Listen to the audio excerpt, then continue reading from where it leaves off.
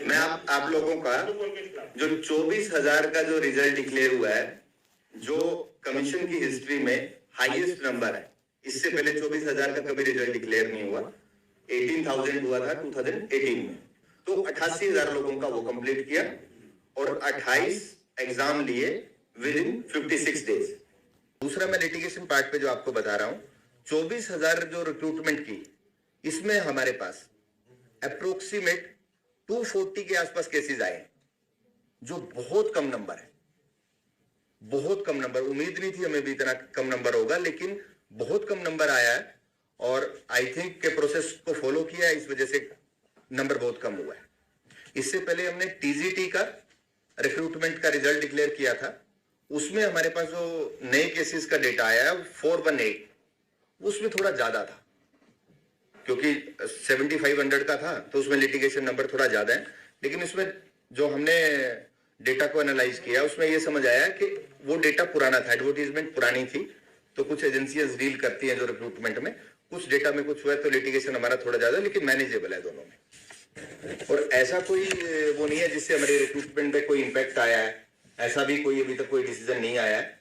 और रिक्रूटमेंट जो प्रोसेस है वो ऑलमोस्ट कंप्लीट हो चुका है।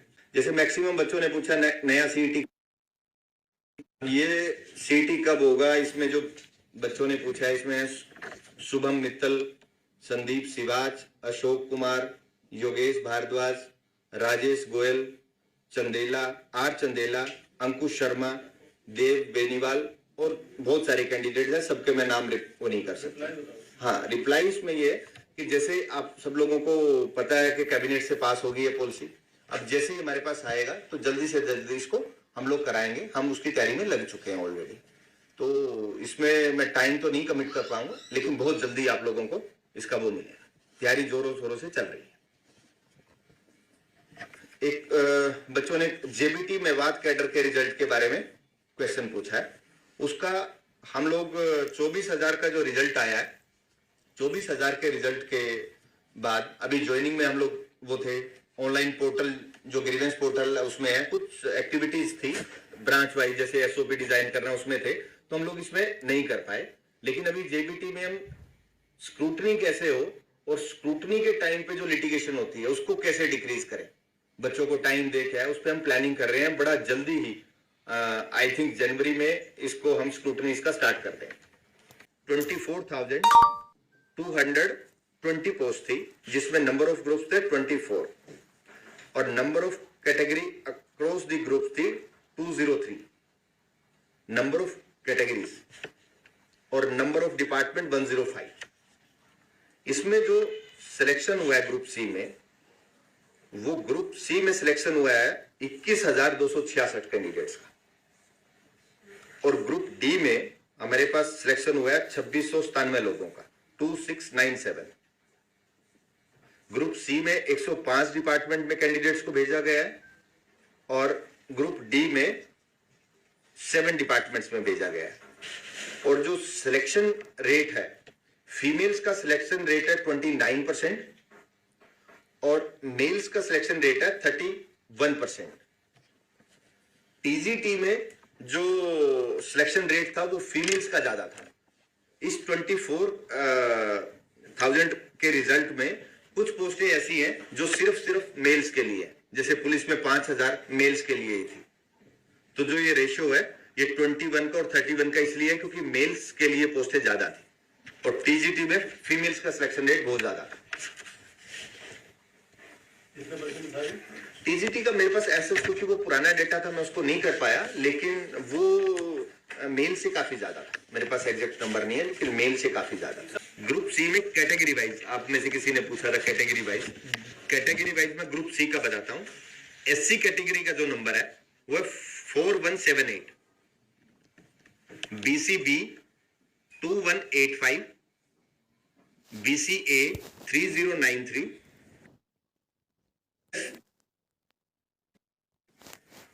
और यूआर कैटेगरी में 9793। ये ग्रुप सी का है। ग्रुप डी में SC category 533, BCB 319, BCA 448, EWS 115 and UR is 1282.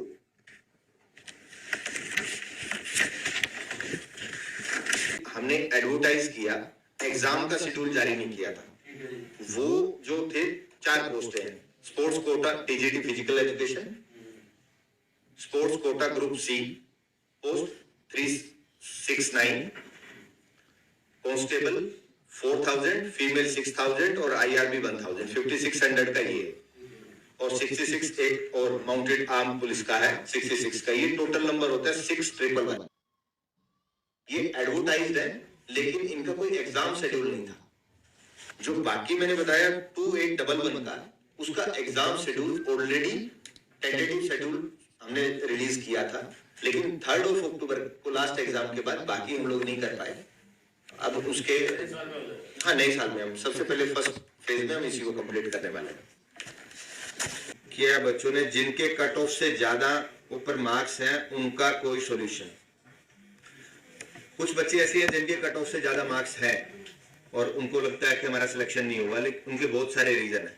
जैसे उसमें एक रीजन है, बहुत बच्चों ने कुछ हमारे पास 200-250 के आसपास ऐसे OMR सीट्स हैं जिसमें स्मजिंग की हुई है, तो स्मजिंग को हम लोग स्कैन नहीं करते, तो वो एक ये इशू है। कट ऑफ से ज्यादा का इशू है, जैसे नंबर कट ऑफ से ज्यादा है तो उनके कुछ सर्टिफिकेट इनवैलिड होंगे, जो हमारा रिक्वायरमेंट है डेट का वो नहीं होगा, या कट ऑफ डेट, हाँ कोई टेक्निकल रीजन की वजह से ये होंगे। टेक्निकल पोस्ट पे भी ऐसे नहीं, ऐसे सभी भी पोस्ट पे हो सकते हैं। जैसे कि किसी का ग्रेजुएशन है, हमें चाहिए ग्रेजुएशन दिसंबर 2024 का, हमें ये चाहिए, लेकिन किसी का है ही जनवरी 2025 का, तो उसको तो हम कंसीडर नहीं करेंगे, उसका नंबर हाईएस्ट भी होगा तो भी नहीं हम करेंगे। तो कुछ टेक्निकल वजह से होगा। और हमने ऑनलाइन ग्रीवेंस जो किया था उसमें 95-96% बच्चों को हम ईमेल कर चुके हैं, उनके जवाब दे चुके हैं, और उस पोर्टल में रीओपन करने का भी ऑप्शन है।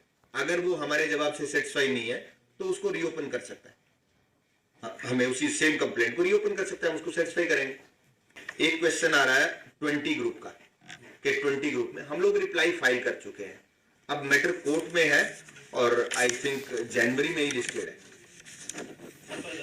हाँ, जनवरी में ही लिस्टेड है, तो हमारे पार्ट पे हम फाइल कर चुके हैं और एडवोकेट्स आर्ग्यू करेंगे, स्टेट भी अपीयर हो रहा है, तो जो भी कोर्ट का डिसीजन होगा वो सबके सामने होगा। अभी जो वो है जो हमने एडवर्टाइज किया उसी के अकॉर्डिंगली चलेंगे, अभी वो नहीं है। जैसा 2025 में जो भी डेटा आएगा उसके अकॉर्डिंगली डिपार्टमेंट से, तो हम लोगों ने जो सजेशन भेजे भी हैं, डिस्कस भी किए हैं, तो वो किए हैं कि हमारे पास थ्रू HRMS अदरवाइज डेटा आ जाए रिक्विजिशन का, अदरवाइज भेजने में काफी टाइम कंज्यूमिंग है, तो डायरेक्ट डेटा आ जाए, जो रिटायर हो रहे हैं, वैकेंसीज खाली हो रही हैं, तो हमारे पास डायरेक्ट कोई ऐसा एक मैकेनिज्म बन जाए तो हम जल्दी कर पाएंगे। और हमारा एनुअल कैलेंडर भी इसी का पार्ट है, हम एनुअल कैलेंडर डिक्लेयर करें, रिक्विजिशन हमारे पास आएगी नहीं तो हमारे लिए टफ हो जाएगा। तो एनुअल कैलेंडर भी डिपेंड करेगा डिपार्टमेंट्स पे भी और कमीशन पे। सरकार से मीटिंग होती है, सीईटी हो कब तक जाएगा, तो क्या लग रहा है कहां तक बात होगी? अब वो हो गया, कैबिनेट से पास हो गया, नोटिफिकेशन होगा, जल्दी से जल्दी जितना जल्दी हो पाएगा। मैं टाइम तो क्योंकि मेरे कमीशन के लेवल पे कुछ भी नहीं है तो मैं नहीं वो कर सकता, लेकिन बहुत जल्दी होगा। एनडीए वाला ही रहेगा या वो भी क्या करेगा? उस सरकार को डिसाइड करना है, वो हमारा मैटर नहीं है। सीईटी बेसिकली सरकार ने करना है, तो वो है। लेकिन कोर्ट में क्योंकि हमने 31 दिसंबर तक का बोला था, तो वो भी है, हो सकता है हमें एक्सटेंशन ऑफ टाइम के लिए भी जाना पड़े, क्योंकि कोर्ट में स्टेटमेंट दिया था। लेकिन कुछ प्रोसीजर है जो लेंथी हो जाना है। अब तो मेरे ख्याल से बिल्कुल लास्ट स्टेज पे है, कोई ज्यादा टाइम नहीं लगने वाला। मैं आपको एक एग्जांपल देता हूँ, जैसे आप लोगों ने फिजिकल एजुकेशन में 2-3 डिग्रीज है, एक बीपीएड है, एक एमपीएड है और एक एमए है, एमए फिजिकल एजुकेशन। तो कुछ डिपार्टमेंट्स के रूल में कई स्टेट्स के, मैं सिर्फ हरियाणा का नहीं बात कर रहा, कई जगह पे सिर्फ बीपीएड है इस पर्टिकुलर पोस्ट के लिए। फिर वो कहता है जी मेरे पास तो एमएड है और एमए है, एमए बीपीएड से बड़ी है। तो ऐसे कुछ डिपार्टमेंट के रूल्स इतने क्लैरिफाई होने चाहिए, तो रिक्रूटमेंट प्रोसेस में ये दिक्कत नहीं आती।